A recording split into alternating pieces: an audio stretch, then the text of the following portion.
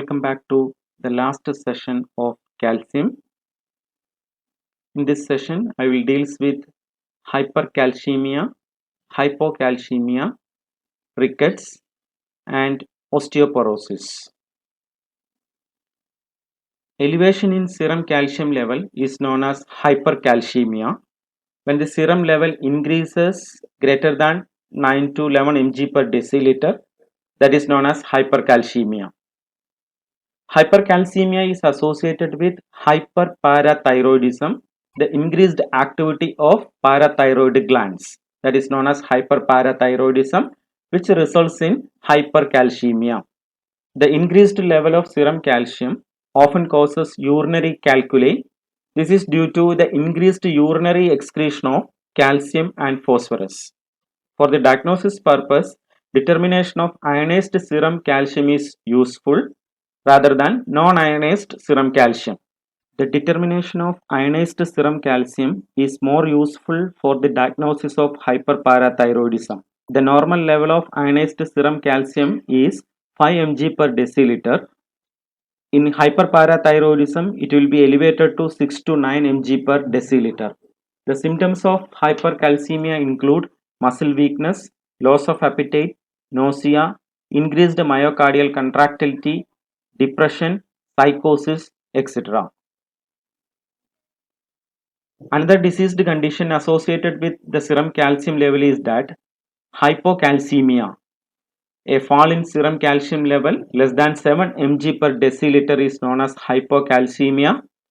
Hypocalcemia often results in tetany, neuromuscular irritability, spasm, convulsions, etc.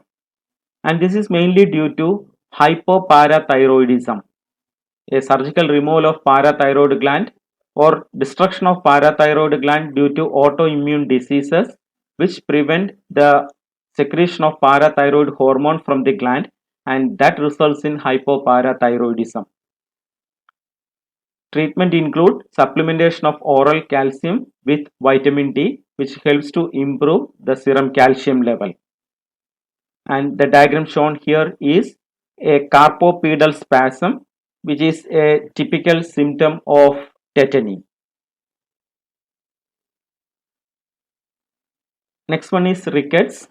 Dietary deficiency of calcium and phosphorus leads to rickets. A continued formation of osteoid matrix, which are improperly mineralized, results in soft bones. As a result of that, due to the decreased availability of calcium and phosphorus, bones become soft and pliable.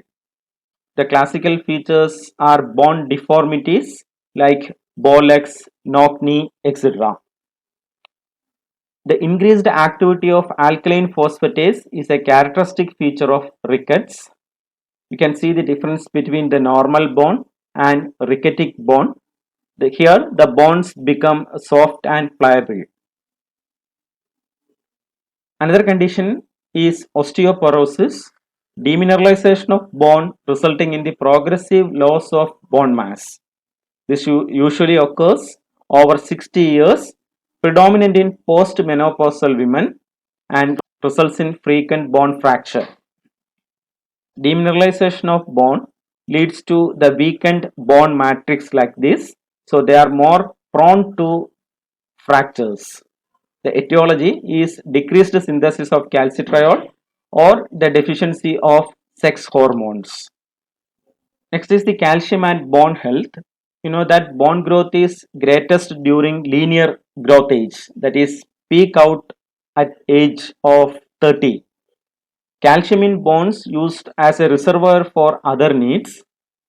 As you know that when serum calcium level decreases, bone resorption helps to maintain the calcium level to normal.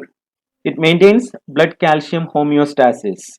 So bone minerals are essential for maintenance of blood calcium homeostasis. Around age of 40, bone breakdown exceeds formation. So it will be very clear from this graph. Bone mass is plotted on the y-axis and age on the x-axis. So we can see the peak bone mass at the age of 30 to 40, and bone mass will start to decrease from the age of 40. So women lose bone mass during menopause at the age of 50 to 60. See, both men and women lose bone mass at this age of 60 to 70, but women are more likely than men to have low bone mass and thus osteoporosis. Ideally, want very high bone mass when the breakdown of bone begins.